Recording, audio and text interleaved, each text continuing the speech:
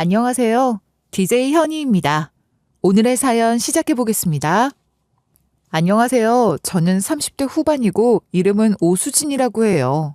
여러분은 살면서 생전 처음 보는 사람인데 이상하리만큼 닮은 사람을 만난 적 있으세요? 그런 경험이 덜어 있을 순 있지만 소위 도플갱어라고 할 수 있을 정도로 똑 닮은 사람을 만나기란 그리 쉽지 않잖아요. 그것도 바로 코앞에서 대면할 확률이란 정말 얼마나 되려나요? 그런데 제가 바로 그런 일을 겪었지 뭐예요. 그리고 그건 그저 놀라운 우연이 아니었어요. 그건 그야말로 운명이었던 것 같습니다. 저의 어린 시절은 그리 행복하지 않았어요. 아니, 행복한 기억이 거의 없었어요. 저의 어린 시절 불행의 파랄은 엄마의 슬픔을 이어받은 것일지도 모릅니다.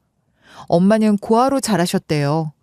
태어난 날도 이름도 부모가 누군지도 모르는 채 어느 집 업둥이로 들어가 자라셨다고 말이에요. 그러나 그 집에서 엄마는 업둥이가 아니었어요. 업둥이는 그래도 자식으로 거둬 기른다는 거 아닌가요? 엄마는 그 집에서 자식 대접을 받은 적이 없거든요. 학교도 끝까지 다니지도 못했고 식모살이를 한 거나 다름없었던 것 같아요. 그저 밥 먹여주고 재워준다는 것만으로 그렇게 한 것이니 참 나쁜 사람들이다 싶더라고요. 제가 중학생쯤 됐을 때인가, 초등학교 6학년 때부터였던가, 엄마는 제게 그렇게 엄마의 어린 시절 얘기를 가끔 해주셨어요. 호기심 많은 제가 궁금해서 꼬치꼬치 물어보기도 했었고 말이에요. 정말 나쁜 사람들이잖아. 그런데도 엄마는 왜 그렇게 살았어?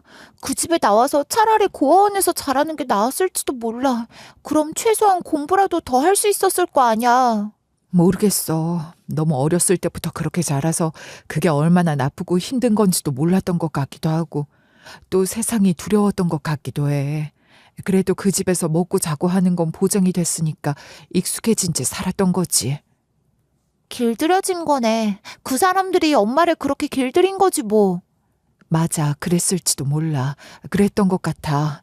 아는 사람 하나 없이 세상에 나가는 것보단 그렇게도 익숙해진 생활을 이어가는 게 편하다고 생각했어. 그런데 그런 엄마 앞에 아빠가 짠하고 나타난 거야? 백마탄 왕자처럼? 아빠는 엄마가 식모살이 하듯 살았던 그 집 아들의 친구였대요. 꽤 친한 친구였으니 집에도 자주 오가고 그러면서 엄마와도 안면을 트게 됐다고 말이에요. 아빠는 무슨 무용담을 말하듯 그때 아빠가 엄마를 그 집에서 데리고 나왔다고 말하곤 했어요. 그러니 제가 백마탄 왕자님이란 표현도 썼던 거죠. 백마탄 왕자님? 그래, 그때 엄마 눈에 아빠는 그렇게 보였던 것 같아. 그 집에서 나가게 해주겠다고 자기 손을 잡으라는 남자였으니까. 그 한마디에 아빠한테 반한 거야? 아빠가 엄마한테 잘하는 게 하나 없는 지금도 그때 생각하면 아빠가 좋아? 그런 거야?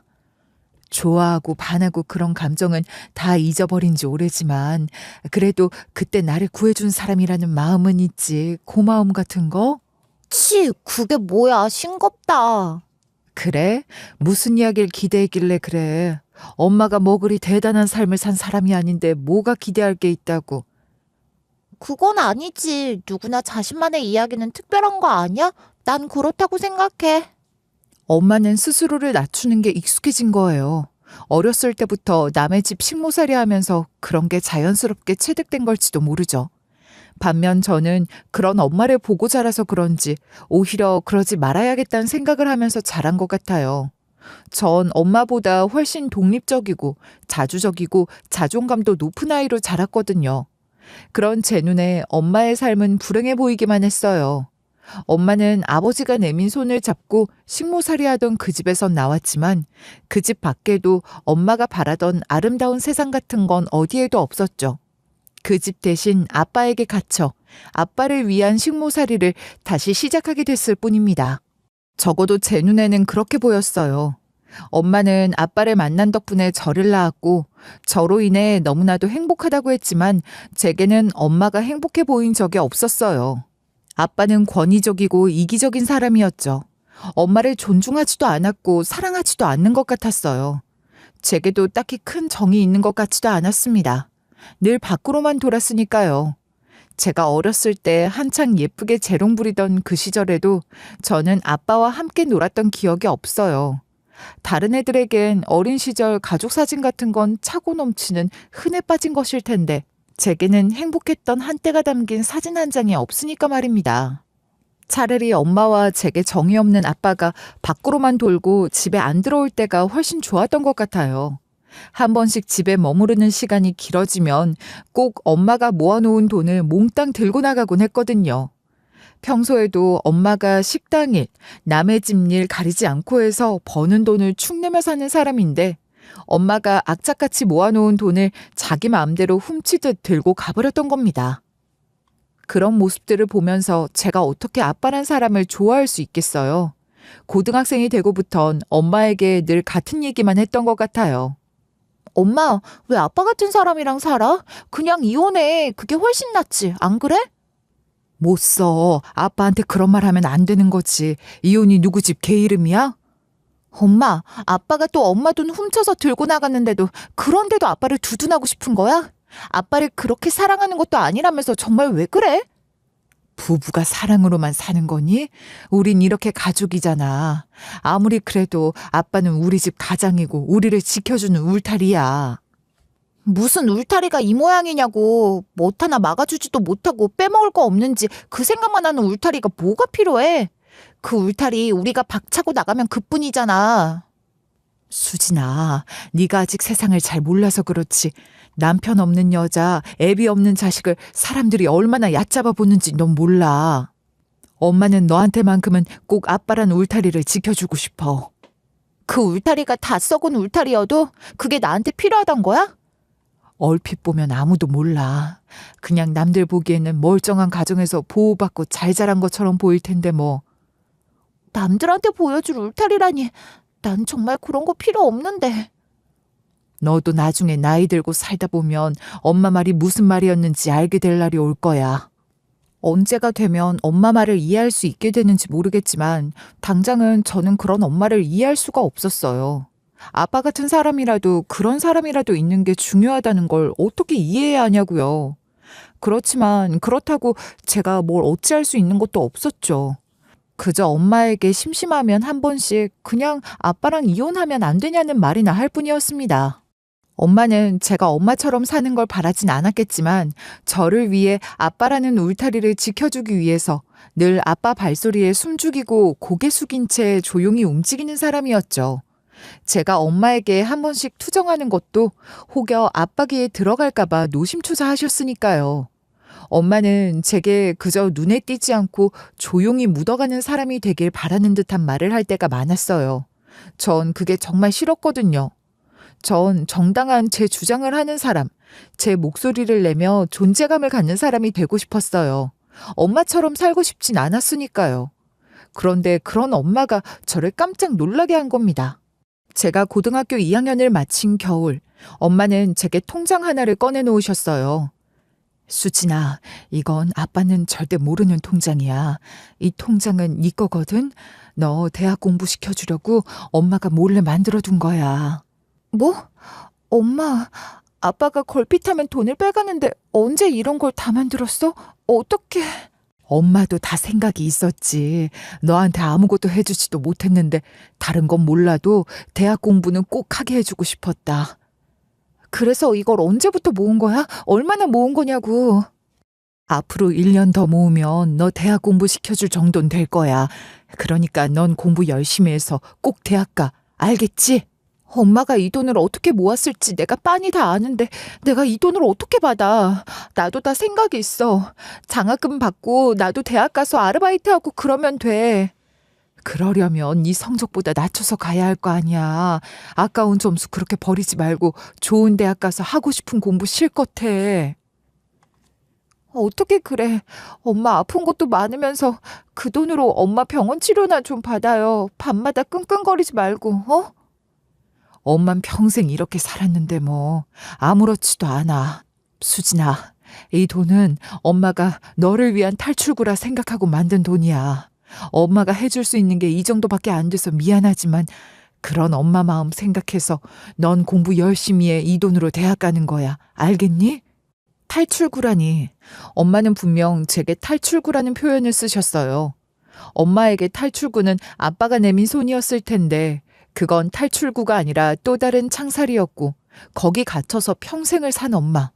엄마에겐 창살이었을지 몰라도 제게는 울타리가 될 거라며 그걸 그렇게 지켜주려고 하시더니 그러면서도 제가 엄마처럼 창살에 갇혀 살게 하진 않으려고 그 돈을 모으셨던 거예요.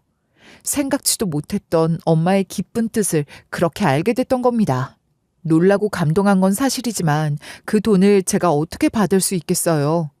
그런데도 엄마는 막무가내로 그 돈을 제게 쥐어주며 좋은 대학 가서 공부하고 졸업하면 어엿한 직장인이 되어 자유롭게 살라고 하시더군요. 그래서 생각했죠. 엄마가 저를 위해 모은 그 돈을 발판으로 엄마가 바라고 원하는 대로 제 삶을 충실하게 꾸려가고 그리고 돈 벌어 쓸 수 있게 되면 그때 엄마를 데려와야겠다고 말이에요. 엄마가 제게 만들어준 그 탈출구를 타고 제가 먼저 밖으로 나와 살 공리를 마련해 놓고 엄마도 그곳에서 꺼내주고 싶다는 생각을 했고 그런 마음으로 엄마가 내어놓은 그 통장에 있는 돈으로 대학 공부를 했습니다. 그렇게 열심히 공부해서 좋은 성적으로 대학 졸업했고 졸업한 그 해에 취업도 했어요. 이제 엄마랑 같이 살 집부터 마련해야겠다 했는데 그 해에 아빠가 쓰러지셨죠. 생각보다 상태가 좋지 않아서 아빠는 거의 와병하다시피 해야 하는 상황이었어요. 엄마, 저런 상태로 아빠를 어떻게 집에서 모셔. 그러지 말고 요양원 알아보자. 잘 알아보면 나라에서 지원금 받아가며 큰돈 안 들이고 모실 수 있어. 나도 이제 돈 벌잖아. 그러니까 요양원 비용쯤은 충분히 될 수 있단 말이야. 그래도 어떻게 그러니? 그리고 네가 힘들게 일해서 번 돈을 그렇게 쓸 수 있어? 한 푼이라도 더 모아야지. 돈 벌기 시작했다고 그렇게 쓸 생각부터 하면 안 되는 거야. 돈이라는 건 한 번 쓰기 시작하면 슬슬 다 빠져나가 버린다고. 어떻게든 안 쓸 생각을 해야지. 아무리 그래도 엄마가 아빠 병수발을 다 들겠다는 거야? 보통 일 아닐 거야. 엄마 몸도 성치 않으면서. 엄마가 해. 엄마가 할 일이지. 할 수 있으니 넌 아무 걱정하지 마. 아빠가 엄마에게 잘해준 것도 하나도 없는데 오히려 평생 고생만 시켰던 아빠가 뭐가 예쁘다고 병수발까지 자처하는 것인지 저는 이번에도 엄마를 이해할 수 없었어요. 그게 얼마나 고생스러운 일일지 저로서는 짐작도 잘 안 됐는데 그걸 덜컥 하겠다고 하는 엄마가 답답하기만 했죠. 엄마, 고집 부릴 일이 따로 있지. 이건 정말 아닌 것 같아. 요양원 알아보는 걸로 해. 제발 이번만큼은 내 말 좀 들어요. 수진아, 엄마는 태어나면서 버려져서 제대로 된 사랑도 받지 못하고 외롭게 자랐지만 늘 뭐라 설명할 순 없지만 그런 느낌이 있어. 혼자이지만 혼자일 리 없다는 막연한 느낌 말이야. 무언가가 엄마를 지탱해주고 있는 것 같아. 그 느낌을 갖고 가기 위해서라도 엄마가 아빠를 보듬을 거야. 그게 대체 뭐야? 난 정말 엄마를 알다가도 모르겠어. 나한텐 탈출구 어투고 했으면서 엄만 왜 그 시궁창에서 나올 생각을 안 하는 거냐고. 알 수 없는 말만 하며 아빠 병수발을 자처했던 엄만 결국 고집을 꺾지 않았고 그렇게 꼬박 2년을 아빠 병수발을 했어요. 아빠는 그렇게 마지막 순간까지 엄마 병수발 다 받고 돌아가셨죠. 살아계시는 동안 아빠가 아빠로서 제게 해준 게 없으니 아빠가 돌아가셨다고 슬프거나 한스러울 것도 없었어요.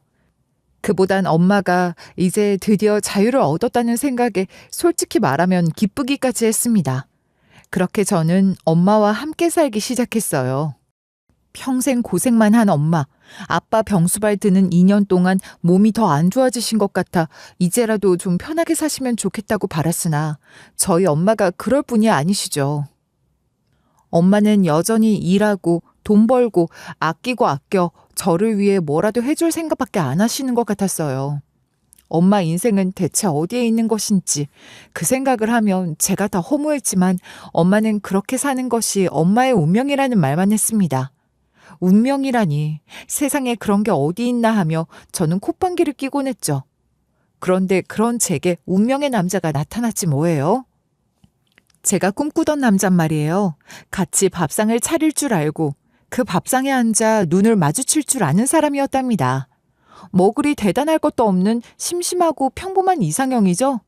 그런데 그런 남자가 흔한 것도 아니더라고요. 여러분은 그런 남자 만나 잘 살고 계신가요? 혹은 여러분들 중 내가 그런 남자다 하며 자신 있게 말씀하실 수 있는 분이 계신가요? 글쎄요. 전 그런 남자 잘 못 봤거든요. 그 남자는 그런 사람이었어요. 화려하진 않아도 소박하고 다정한 눈빛을 가졌고 자기 말에 책임질 줄 아는 남자. 그런 사람과 함께라면 서로의 삶을 조금씩 나누며 살 수 있을 거란 확신이 들게 하는 사람이었어요. 전 그런 남자를 만나 결혼하게 됐습니다. 우리 결혼하면 지금처럼 어머니 우리가 모시고 살자. 설마 어머니가 싫다고 하시진 않으시겠지?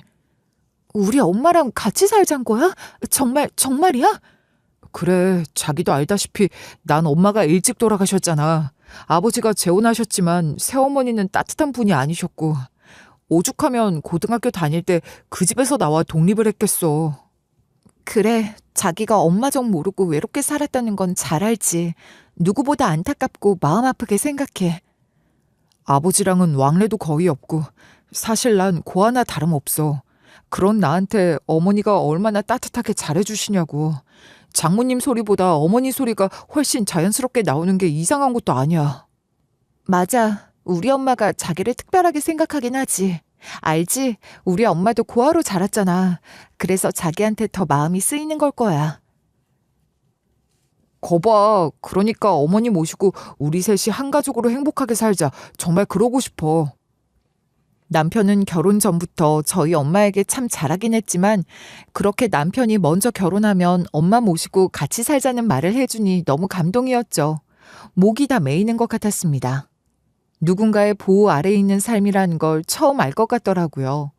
태어나 처음으로 안정감과 충만한 행복감을 느끼며 결혼했던 것 같아요. 엄마가 어린 시절 그토록 저를 위해 지켜주고 싶다고 했던 울타리 말입니다. 그 울타리라는 건 이런 거구나 그런 생각이 들더라고요. 물론 엄마도 남편의 제안을 기쁘고 고맙다 하셨지만 조심스러운 속내를 내비치긴 하셨어요. 아무리 그래도 신혼인데 괜히 내가 너희들 사이에 끼어 있으면 불편한 것들이 많을 거야. 그저 가까이 살면서 자주 오가는 게.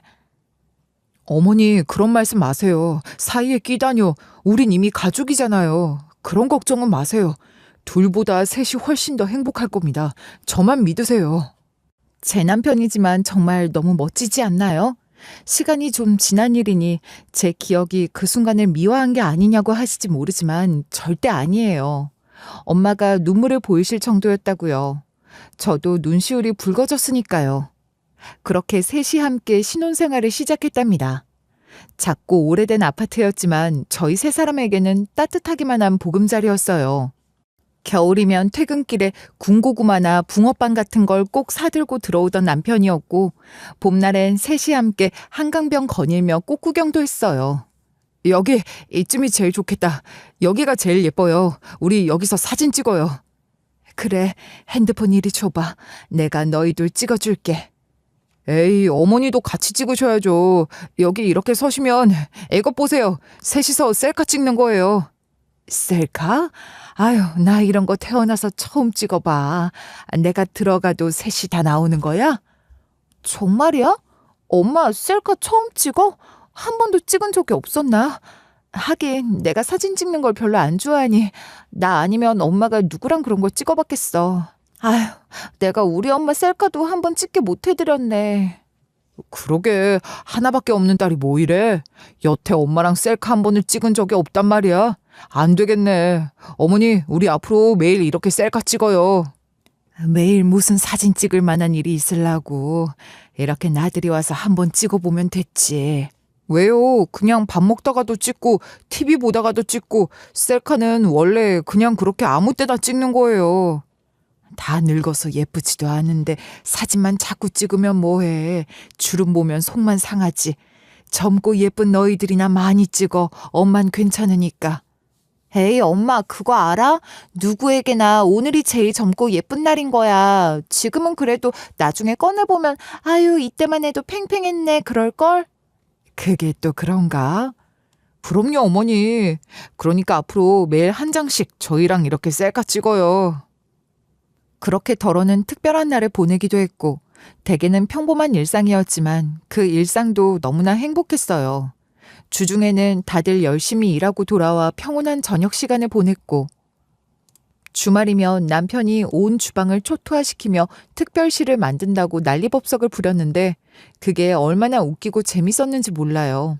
남편은 무슨 소꿉놀이하는 여자아이처럼 요리하는 걸 그렇게 좋아하더라고요. 잘하지도 못하면서 그러는 게 엄마와 제 눈에는 마냥 귀엽고 재밌었던 것 같아요. 그러니 일요일이면 저희 집에는 웃음소리가 끊이질 않았답니다. 더 바랄 것이 없다 싶을 정도로 행복하기만 했던 것 같아요. 그런데 형편없었던 남편의 요리 실력이 일취월장에 웬만한 요리는 눈 감고도 척척 만들어낼 수준이 될 때까지도 아이 소식이 없었어요. 그렇게 남모르는 소가리를 좀 하다가 결혼 3년 만에 어렵게 아이가 들어섰는데 제가 임신 중독 증상을 심하게 겪었지 뭐예요. 아이 낳고 복직해서 직장 생활 계속할 생각이었는데 몸이 너무 힘들어서 도저히 회사를 다닐 수가 없었거든요. 그래서 직장도 그만두고 아예 입원 치료받으며 출산했어요. 엄마 되는 것이 이렇게 어렵구나 싶고 새삼 엄마 사랑에 감사하게 됐던 것 같아요. 그렇게 고생을 하긴 했지만 다행히 저도 아이도 무사히 출산할 수 있었고 엄마 도움 받으며 산후조리하고 육아에 전념하며 지내게 됐어요. 일을 그만둬야 했던 게 너무 속상했는데 그래도 아이 크는 것 보는 재미가 더해져 저희 가족은 더욱 풍요로운 행복을 느꼈답니다. 그런데 왜 행복은 영원할 수 없는 걸까요? 아니, 영원까지 바란 적도 없어요. 엄마도 저도 불행의 그림자에 갇혀 산 세월이 얼마나 길었습니까? 이제야 정말 사람 사는 것처럼 많이 웃고 행복하다는 걸 만끽하며 살아보나 싶었는데 그 시간이 너무나도 짧았어요. 남편이 갑작스러운 심장마비로 떠나고 말았거든요. 여느 날과 다름없이 아무 일 없다는 듯 출근 인사하고 나간 사람이 그 햇살 좋던 날 대낮에 싸늘한 몸으로 돌아왔습니다. 제게도 엄마에게도 남편의 죽음은 엄청난 충격이자 슬픔이었고 말할 수 없이 큰 상실이었죠. 그러나 그런 감상이나 좌절에 잠겨 허덕일 수도 없었어요. 당장 제가 돈을 벌어야 저희 세 식구 먹고 살 수가 있었으니까요. 엄마도 이제 연세가 많으시고 무엇보다 몸이 많이 안 좋으셨으니 어떻게든 제가 나가 돈을 벌어야 했어요. 임신했을 때 회사 그만두고 아이 낳고 아이 키우느라 그냥 전업주부로만 살면서 남편이 벌어다 주는 돈에 의존해서 살았으니 경력 단절 기간이 있었던 데다 그 이전 경력도 그리 내세울 만한 것도 아니고 게다가 남편 죽은 과보에 노모와 어린 딸까지 부양해야 하는 제 처지를 어느 회사에서 좋다고 하겠어요. 입장 바꿔 생각하면 저라도 저 같은 사람을 일하라고 뽑을 것 같지 않다 싶었던걸요.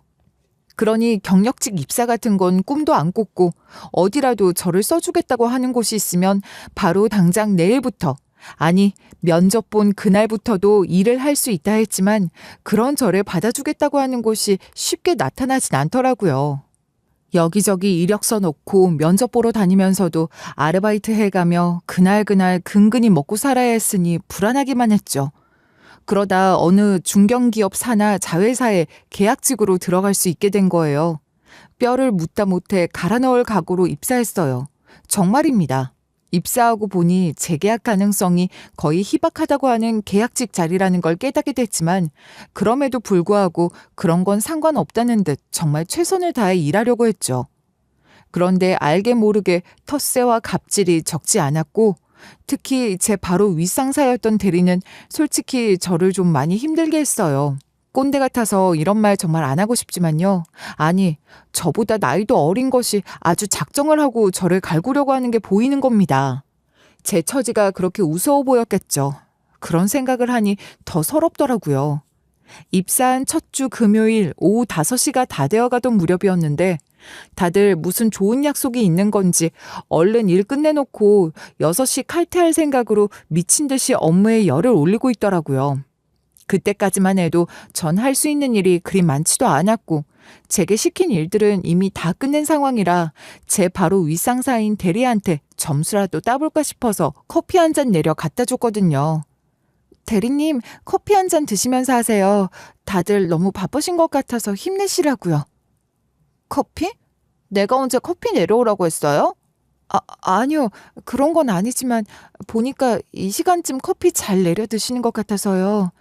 뭐라고요? 오수진 씨는 일 안 하고 나만 봐요? 내가 일 얼마나 열심히 하는지, 커피 마시면서 노닥거리진 않는지 감시해요? 스토커예요? 아휴, 기분 나빠 정말. 안 그래도 바빠 죽겠는데 짜증나게 진짜 뭐 하는 거야? 저리 치워요. 괜히 쏟아져서 큰일 치르게 하지 말고. 죄송합니다. 전 그저 뭐라도 도움이 되려고. 됐으니까 저리 가요. 뭐 하자는 거야 정말. 그러면서 있는 대로 짜증을 내는데 어우 진짜 저도 성질 없는 사람 아니지만 어쩌나요. 상사 아닙니까? 한 주먹거리도 안 된다 싶었지만 참아야죠. 저를 받아준 고마운 회사가 여기 한 곳인데 어떤 더럽고 치사한 꼴을 당해도 참아야 하고 참을 수 있다고 생각했어요. 그렇지만 여러분들도 다들 아실 겁니다. 차라리 일이 힘든 거라면 얼마든지 참고 하겠는데 사람에게 시달리는 것만큼 힘든 게 없는 거잖아요. 정말이지 고비도 여러 번 넘겼다고요. 어떻게든 참으며 묵묵히 적응해 보려고 했는데 그 사달이 난 겁니다. 신규 거래처 CS 리포트 리뷰를 위한 회의가 있었고 그 싸가지 없는 대리는 제게 시장조사 기반 제품 비교 분석표를 만들라고 시켰는데 그 분석표에 들어갈 필요가 없는 리스트가 한 장 섞여 있었던 거예요. 네, 물론 제가 실수한 겁니다. 저도 알아요. 그렇지만 절대 들어가면 안 되는 게 들어간 것도 아니고 절대 빠뜨리면 안 되는 걸 빠뜨린 것도 아니고 누가 봐도 잘못 끼어든 리스트라 그냥 넘겨버리면 그만인 건데 그걸 갖고 아주 이때다 하면서 사람을 쥐잡듯이 잡는 거예요. 그 대리는 제 앞에만 서면 아주 무슨 지가 대단한 커리어 우먼이나 되는 것처럼 잘난 척을 했는데 어디서 또 본 건 있어서 제 앞에 그놈의 서류를 확 던지더라고요. 오수진 씨, 정말 일 이딴 식으로 할 거예요? 입사한 지 몇 주 지났으면 이제 제대로 일할 때도 되지 않았나? 이런 간단한 것도 못하면 앞으로 내가 무슨 일을 시키지? 오지은 씨를 내가 어디다 써먹느냔 말이야. 죄송합니다, 대리님. 인쇄한 걸 묶으면서 다른 서류 하나가 끼어든 모양이에요. 체크를 제대로 못했어요. 죄송합니다. 그걸 지금 변명이라고 해요? 나 정말 어이가 없어서. 애 딸린 과부라고 회사에서 인도적 차원으로 받아줬다는 거 오지은 씨도 알지 않나? 그럼 최소한 민폐는 안 끼쳐야지. 그 소리 듣는데 속에서 뭔가 뜨거운 게 꿈틀하더군요. 정말 참기 힘들었어요. 아무리 제가 실수를 했어도 그렇지 엄청나게 중요한 회의도 아니고 팀원들끼리 토론하는 수준의 간이회의에서 쓸 자료에 그 정도 실수를 했다고 이런 식으로 인격 모독적인 말까지 할 수가 있냐고요. 이건 명백한 언어폭력이고 갑질, 직장 내 괴롭힘인 겁니다. 제가 움찔하는 게 그 대리 눈에도 다 보였을 거예요. 그러니 또 그걸 갖고 난리를 치더라고요. 뭐야? 지금 욱한다 뭐 이거야? 잘못한 주제 이런 말 들으니까 기분 나쁜 모양인데 이런 말 듣기 싫으면 실수를 안 하면 되잖아. 애초에 잘했으면 이런 소리 왜 듣냐고. 안 그래? 네, 잘못했어요. 다음부터 주의하겠습니다. 표정은 전혀 반성하는 얼굴이 아닌데? 뭐 나한테 할 말 있어? 왜? 직장 내 괴롭힘 어쩌고 하면서 일 크게 만들어 보시지. 그러게 회사에선 사람을 잘 보고 뽑았어야지. 사람 하나 잘못 들어와서 분위기만 엉망되고 정말 짜증나. 대리님, 제가 잘못한 부분은 시정할 테고 앞으로 같은 일 다시 없도록 하겠습니다. 그러니 그런 모욕적인 말은 그만해 주세요. 뭐야, 모욕적? 지금 내가 몰상식하게 인격 모독이라도 했다는 거야? 모멸감 느꼈다고 고발할 태세 아냐? 충분히 그럴 수 있는 사안이라고 생각하지만 전 안 그럴 거예요. 그러니까 그만하시죠. 뭐? 이게 진짜 누구더러 그만하라 말아야? 내가 아줌마 상사라고. 저도 감정이 격해져서 더 참지 못하고 정색하며 그런 말을 해버렸는데 뭐 못할 말도 아니잖아요. 근데 제가 그런 소리를 하니 그 대리는 그야말로 뚜껑이 열려버린 것인지 이성을 잃은 겁니다. 글쎄 제 뺨을 올려친 거예요. 하다 이젠 회사에서 뺨까지 맞게 된 거라고요. 서류 하나 잘못 끼어 있었던 것으로 공개적으로 죽일 듯이 난리를 치더니 뺨까지 쳤단 말입니다. 손은 또 어찌나 매운지 감정적으로도 그렇고 너무 아파서 눈물이 차오르는 바람에 바로 화장실로 도망치듯 달려갔어요. 사무실에서 우는 건 정말 죽어도 싫었거든요. 그렇게 고개를 푹 숙이고 화장실로 직행했는데 화장실에 평소와 달리 진한 향수 냄새가 진동을 하더라고요. 제가 두 손으로 얼굴을 가리고 있었으니 제대로 보진 못했지만 얼핏 높은 구두에 화려한 옷을 입은 여자의 실루엣이 보였던 것 같아요.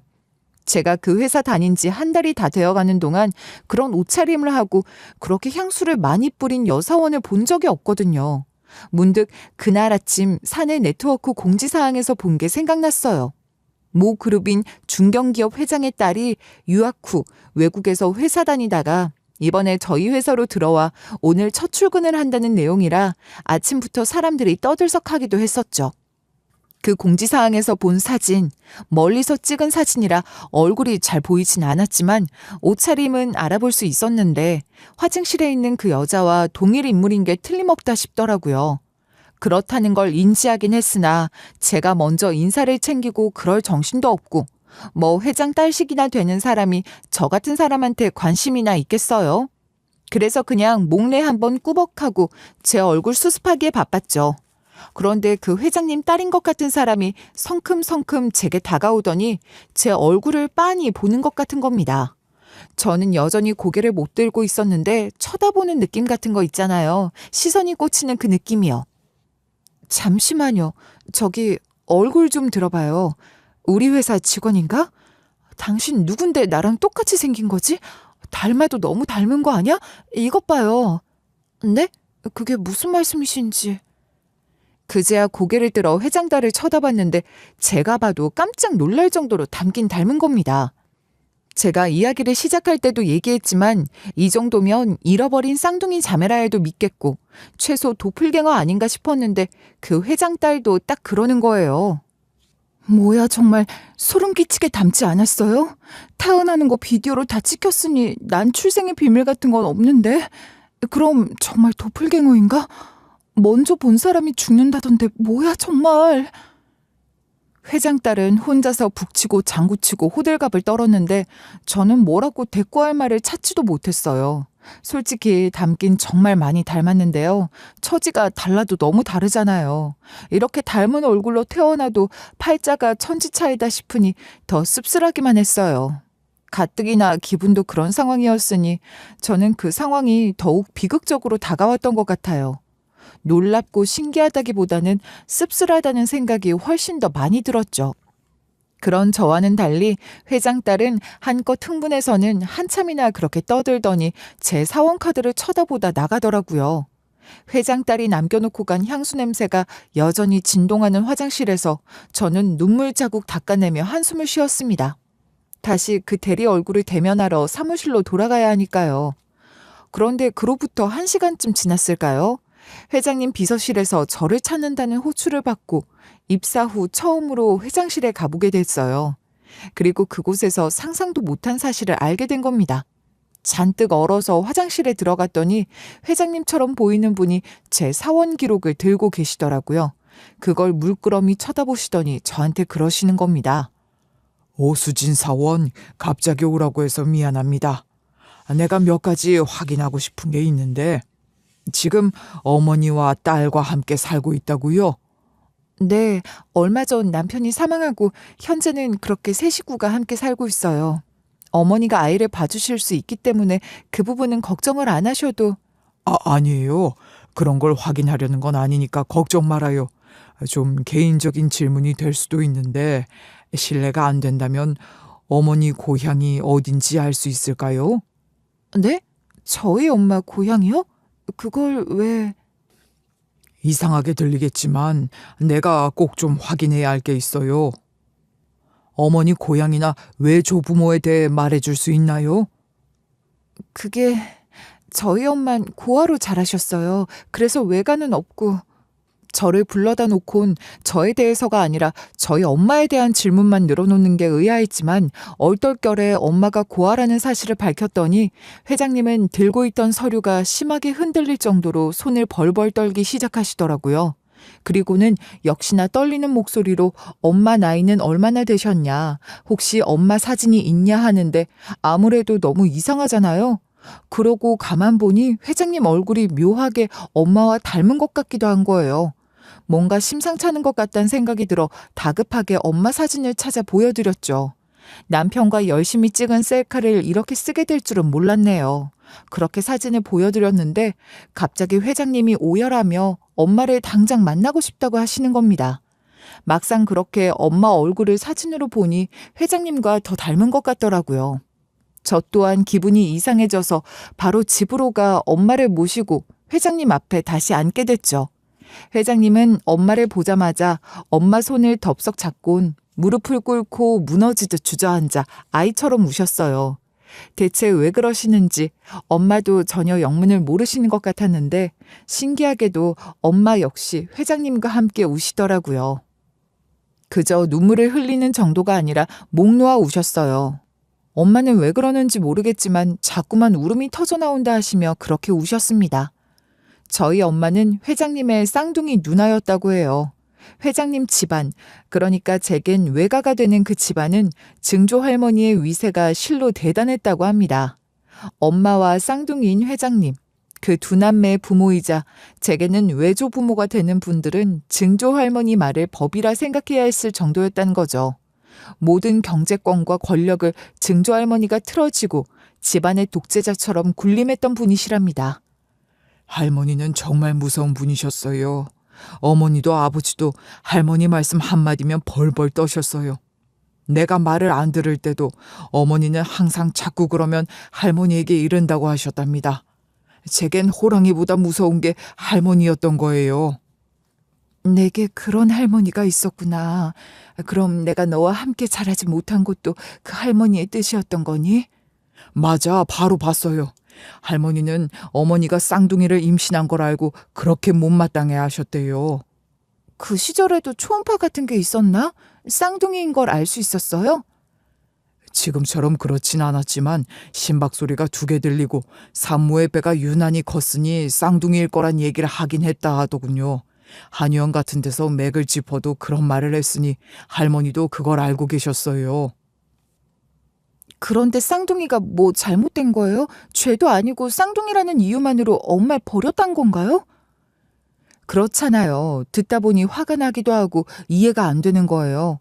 정작 엄마는 오히려 평온한 표정으로 회장님을 지그시 바라보며 차분히 이야기를 듣고 있었던 반면 전 또 그 상황이 너무 답답했던 모양입니다. 제가 성질이 좀 급한가 봐요. 옛날에는 쌍둥이를 기분 나쁜 징조라 여기는 미신이 많았다고 들었어. 엄마가 태어나던 시절만 해도 옛날이 아니니. 게다가 할머니는 더 옛날 분이시고 말이야. 맞아요. 할머니는 하필이면 쌍둥이를 임신했다 하며 깨름치게 하셨고 엄마는 그런 할머니가 더 무서웠다고 하셨어요. 정말 별일이네. 쌍둥이가 무슨 죄가 있다고 그러는 거래?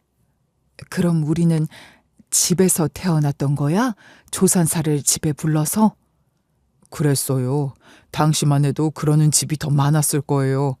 그런데 쌍둥이 중에 누나가 먼저 태어났고 뒤이어 아들은 내가 태어난 거죠. 아니, 그 순서에 무슨 의미가 있어요? 그것도 뭐가 잘못된 건가요? 설마 여자애가 남자애보다 먼저 태어났다 이건가요? 할머니는 쌍둥이 중에서도 이란성 남매 쌍둥이를 제일 경계했었는데 심지어 여자인 누나가 남자아이인 나보다 먼저 울음소리를 내며 태어난 것을 두고 기함을 하신 거죠. 나도 그런 얘기를 들은 적이 있어. 남매 쌍둥이 중에 여자아이가 먼저 울면 그 여자아이가 남자아이 인생을 갉아먹는다고 말이야. 말도 안 돼. 아니, 무슨 그런 허무맹랑한 소리가 다 있어. 그걸 믿는다는 거야? 그걸 다 믿기보다는 그런 속설이 있으니 찜찜하게 여길 수는 있었겠지.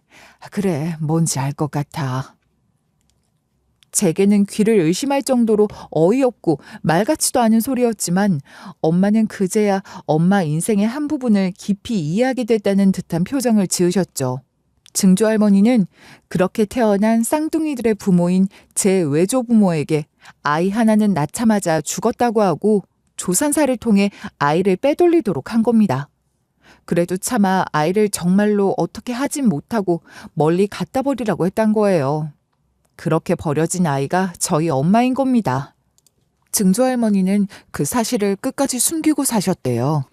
외조부모보다 다 돌아가시고 나서도 살아계셨을 정도로 오래 사셨다는 증조 할머니는 3년 전에 돌아가셨는데 임종을 앞두고서야 회장님께 그 사실을 고백하셨다고 합니다. 이제 그 아이가 회장님 앞길을 막을 일은 없다 싶으셨던 건지 아니면 그토록 모질게 갖다 버리고 평생 한번 찾아보지도 않았으면서 죽음을 앞두고 보니 마음의 짐으로 남았던 그 아이가 생각났던 걸까요? 하여간 증조할머니는 돌아가시기 직전에서야 엄마의 존재에 대해 회장님에게 알려주며 엄마를 찾아보라고 하셨대요. 그러면서 버려진 아이 얼굴 왼쪽 광대뼈 부근에 꽤 붉은 점이 있었다고 하셨답니다. 그 말은 증조할머니의 유언이 되었고 회장님은 충격 속에 증조할머니 장례를 치르셨다고 해요. 그리고 어떻게든 엄마를 찾아보려고 하셨다는 거죠. 그러나 너무 단서가 없잖아요.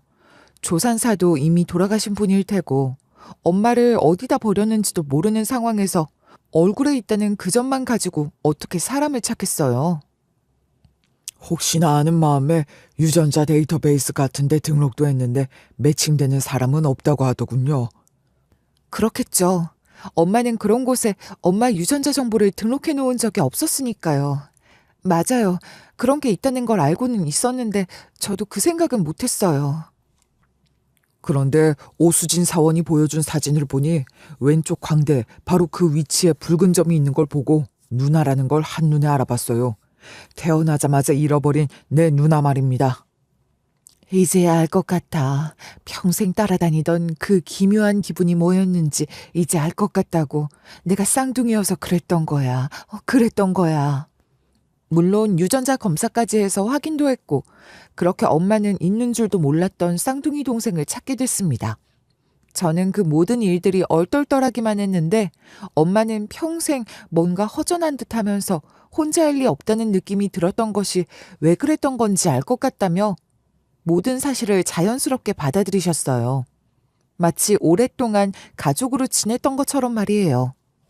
엄마는 출생신고도 없이 버려졌던 아이였으니 법적으로 가족관계 등록부에도 존재하지 않는 사람이잖아요. 따라서 외조 부모나 회장님과의 관계 역시 공식적으로 기록으로는 아무것도 존재하지 않았죠. 유전자 검사로 친남매인 것이 밝혀졌다 한들 법적으로는 여전히 남남인 상태란 겁니다. 누나를 찾은 것만으로 되는 게 아니잖아. 나는 누나가 정식으로 우리 가족이 되기를 원해. 법적으로 말이야. 그게 뭐가 중요하니. 우리가 이렇게 만났고 가족으로 지내는 게 중요하지. 그래도 그런 게 아니야. 누나의 권리와 자격, 그 모든 걸 제대로 찾아주고 싶어.